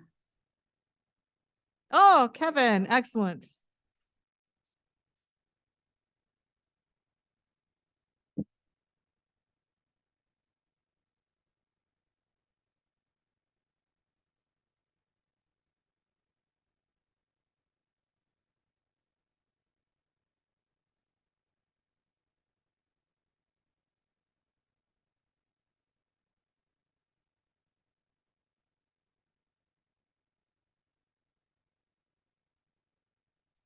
Just after the break, Melanie LaBelle came and spoke to me, and she is one of our council members at large, and she is going to take over the Loaner Scope program from Paula. So thank you very much to Melanie. It is greatly appreciated. It is now my pleasure to introduce Matthew Mannering. Matthew has been with the club for quite a while now. He is an excellent visual observer. His knowledge of the technical aspects of telescopes is encyclopedic. His ability to take mirrors out of telescopes, clean them, put them back in, and have them work just astounds me. This, I believe, is his 3rd stint at being our observing director. He's sharing this role with Steve Germain, who's writing the excellent article in the newsletter, and Matthew's doing the presentations. And so for his first presentation of his third go as observing director, Matthew Mannering. I'm just gonna do the first one, because it's already.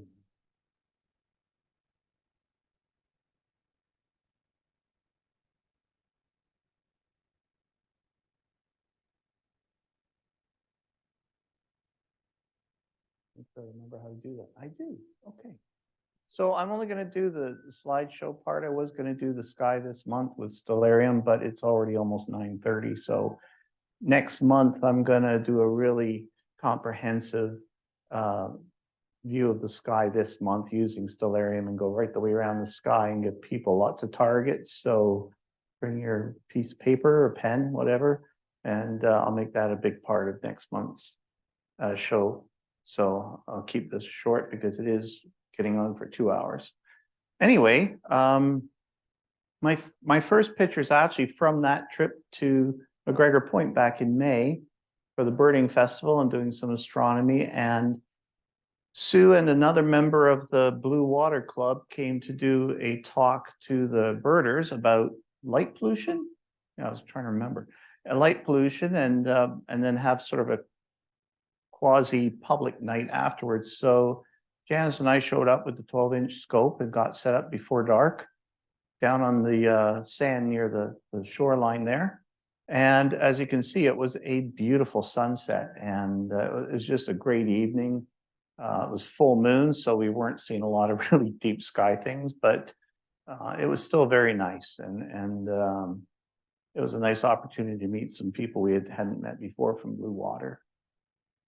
This is also, again, from McGregor Point because, well, you haven't seen these before. These are really crappy cell phone pictures, handheld. But what was really cool was this was actually Janice's setup right here, like 3 feet from the water's edge on a beach that was coming up like this on a great big mound. She set up her camera there, and that's to get that Star Trails image. This was her setup right by the water, and you can see Cassiopeia up there.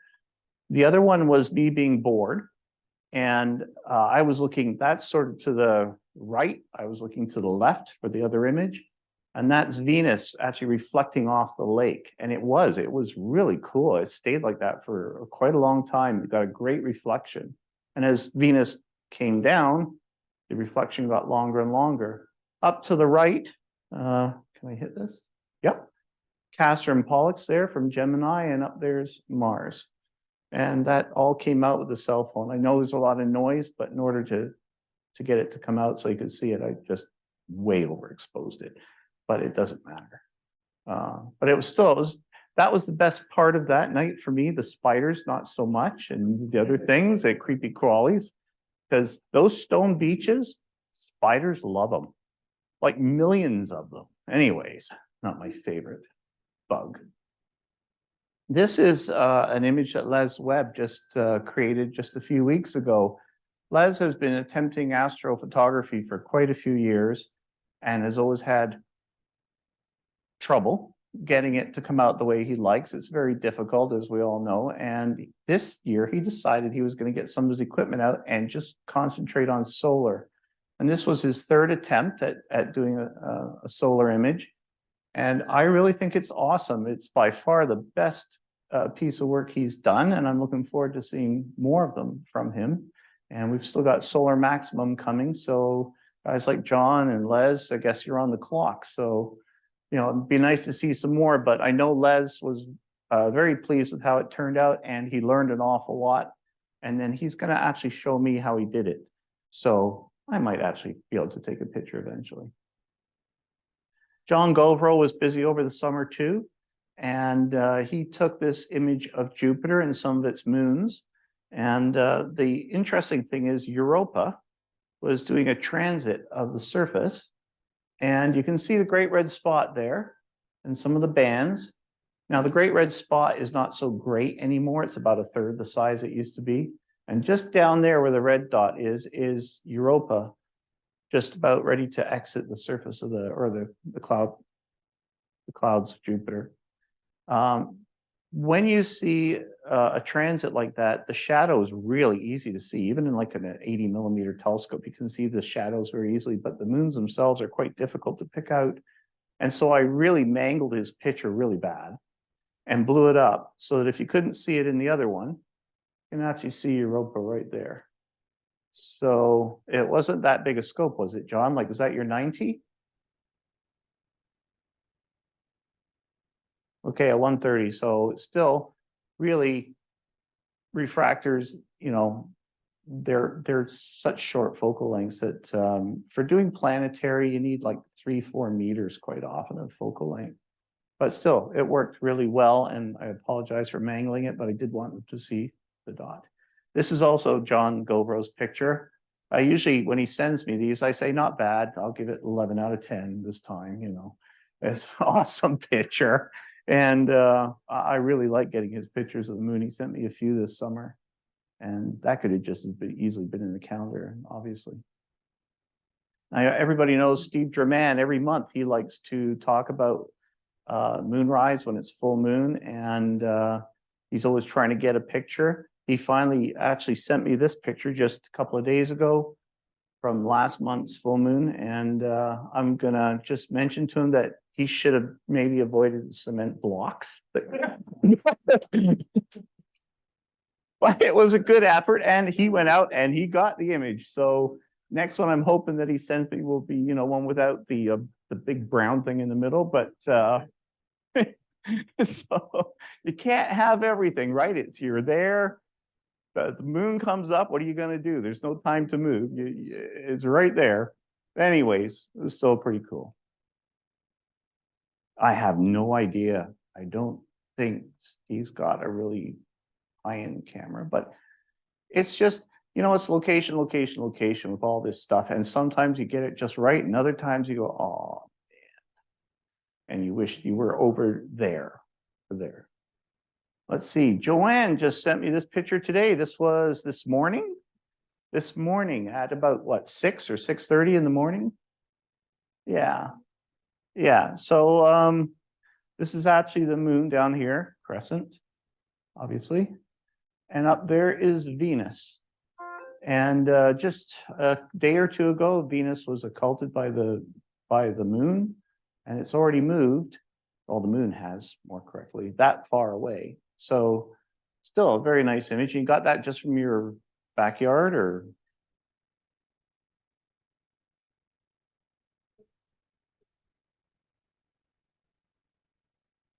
Okay, so she used her cell phone out through the picture window and avoided the big cement blocks like Steve had. Okay. So we did have an annular solar eclipse. Annular eclipses happen when the moon is that bit further away than average. And when it is, the size of the moon isn't quite enough to cover the surface of the sun, and you get this ring around the moon. And this fella in New Mexico had way better skies than we had here. And he put together this collage. This is from Space Weather. If you ever want to see what's going on with photography around the world, whether it's aurora or special events or just people taking pictures of the night sky or atmospheric effects, Space Weather is just awesome, and it's so easy to navigate. It's one page, and then it says go to the gallery, and you click on that button and you can look at people's pictures. This was actually a fellow in Ontario who lucked out and got a hold in the clouds just enough to at least get a picture. That's what it would have looked like from here if we wouldn't have been completely blanked out. So nice image, actually. Very moody. This is the actual occultation of Venus by the moon. This fellow's in where? Croatia. And as you can see, you can even tell quite easily the phase of Venus, because the inner planets have phases like the moon does. And here you can see it's like a quarter Venus. There were some other excellent images. One fella had one where he took a picture of Venus in ultraviolet, and then he merged that with an image of the moon and made it into one image. And it replicated this, but because he used a UV filter on his image of Venus, you can actually see the cloud patterns on Venus in this image. And that's really cool. But I like to show generally ones that are less manipulated, but if you go on Space Weather, you can actually see his image, and it's really neat what you can do with filters with Venus these days. Yes, this one is. It was in daytime. This was visible from Africa and Europe, basically, was sort of we completely missed it. So when we were camping at the HAA Star Party, I had a few targets that I wanted to try and see some of them for me for the first time. And one of them was Mirac's Ghost. And that is this little galaxy right there, right beside the star of Mirac in Andromeda. It's a 10th magnitude galaxy. So when you look through the eyepiece, it's nowhere near that bright. It's barely discernible against the background color of the sky. And it took me about 40 seconds to see it. I moved Mirac out of the field of view and then back in. And eventually my eyes caught it. And I think I showed it to Sue and Doug and some other people who were there. And I was happy. That was my target for the whole trip. That made my trip, because that's a tough one. It's only 7 arc minutes from Mirac. So you need a dark sky, but it's a decent challenge to try and see that one. That's Janice's single image that she took for me. I said, can you please just point the scope over there and take one picture? And that's what she did. So just to give you an idea, if you're not sure about where Andromeda is, and it hasn't moved that much since I took the picture in September, it's still in the east. It's fairly high up. If you can't find Andromeda itself, you can usually find the Great Square of Pegasus or Perseus. I call it the wishbone, and Andromeda's in between. And Mirac is a great star because there's one just above it, right under the D there. And if you follow those two up, it takes you straight to the Andromeda Galaxy. And if you come down on that line of those two stars, it takes you to the Triangulum Galaxy, which is another one which is great with binoculars. So I think I did an even closer. Oh, I did. Look at that. Again, Mirac down there, and the Ghost is literally right there. So it's quite challenging. And what I did in this picture was I turned everything upside down and right to left, so it looked like if you were looking through a Newtonian. And that circle I drew is roughly 1/2 degree, so medium magnification. And that's sort of what you're looking at when you look through the eyepiece.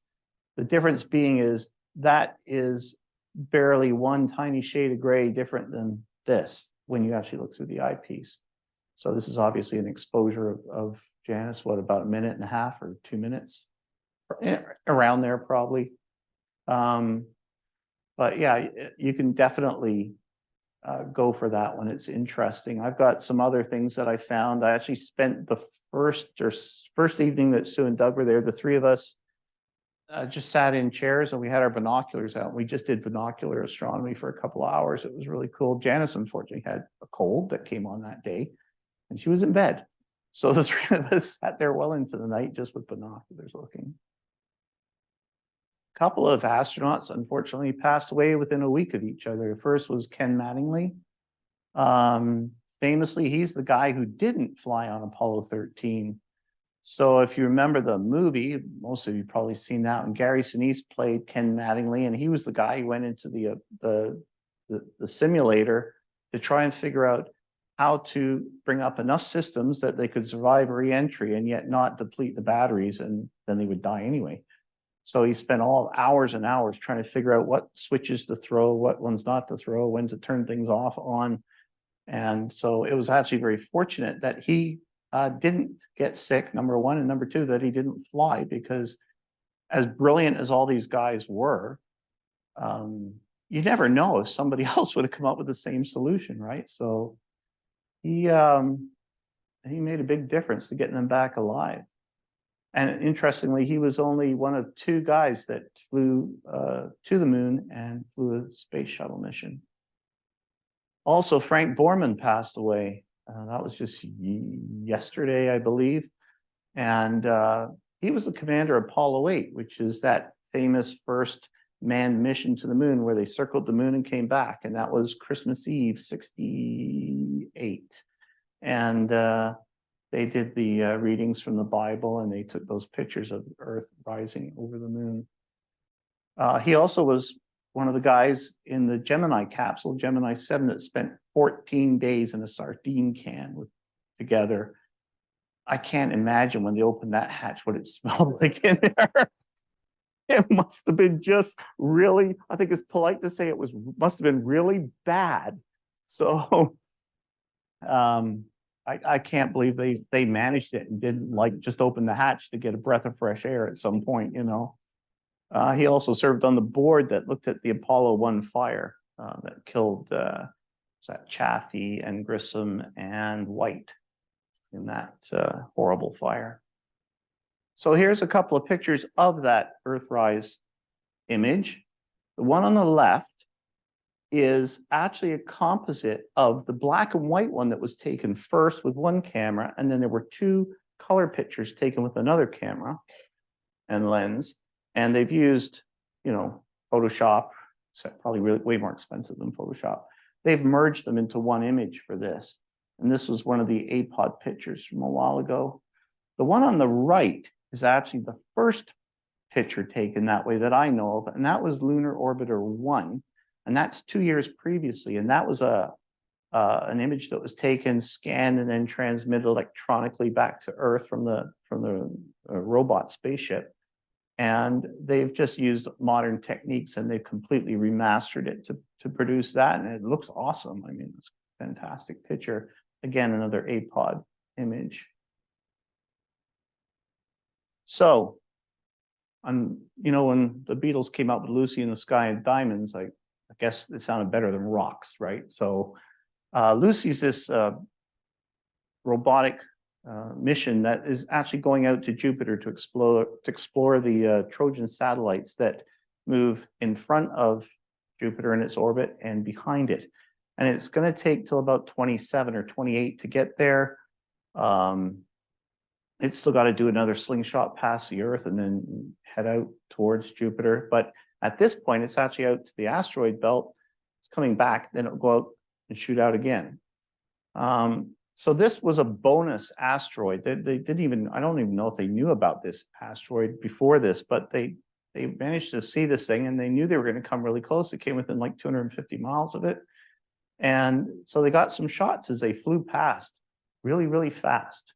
And when they photographed it and the image came back, it wasn't one asteroid, it was two. And the little dude is orbiting the bigger one. And the name Dinkinesh means marvelous. So they thought, that's just marvelous. And then they flew past a little further and they got another image at point B here. Lucy's going on the red line. These are there's the asteroid and these are the sight lines they had. So that's that first image on the right. And then they did one from way past it and look back, and that little one's actually two. So it's really cool. I mean, the stuff you see and you find without, they weren't even trying for that. They thought one would be great. Then they got two, then they got three. So it's going to be a fantastic mission. There's basically, I think, the three types of asteroids. They're going to eventually get to Jupiter, and they've got this method of slingshotting between asteroids in front of and behind Jupiter, and they're going to look at all three different types of asteroids while they're there. The asteroids are held in place at points in space called Lagrange points. And so it's a swarm of rocks that is basically in a gravitationally stable point in space. And they basically just sort of swarm in that area. Every once in a while, one's going to get kicked out, but basically they'll stay there for eons. And the same with the batch that's behind Jupiter, following Jupiter in its orbit. Lagrange points are really interesting. Webb, for instance, is a Lagrange point. So something worth reading about. There's just, I just blew it up to show you better in case you couldn't see it. Steve's article in the EH. I really want to thank Steve for continuing on and doing the written article because I hate that. So I'd much rather do this than that. And he likes that. So it works out very well. A couple of things from his article are the how to see the International Space Station with visible passes from wherever your location is. The armchair challenge for November is the Leonid meteor shower, which peaks around mid-month, and you don't have to wait for 3 or 4 in the morning. Leo's head is popping up over the horizon by 11 p.m. in the east. So that's where the radiant is. So you can start looking for them after 11. And he also has in there his sight line for the full moon rise on November 27th. So there's lots of other great articles in there this month. I would encourage all of you to read it. There's so much good information in there. And that's not happening because it's already 9:45. So I'm done. All right. Thank you.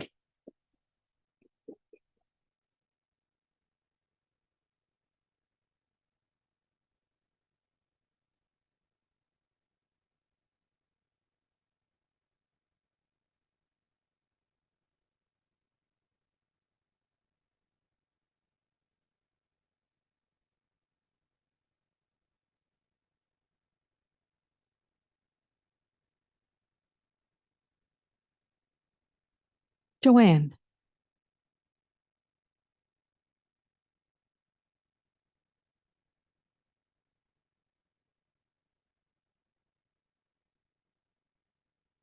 You know what, that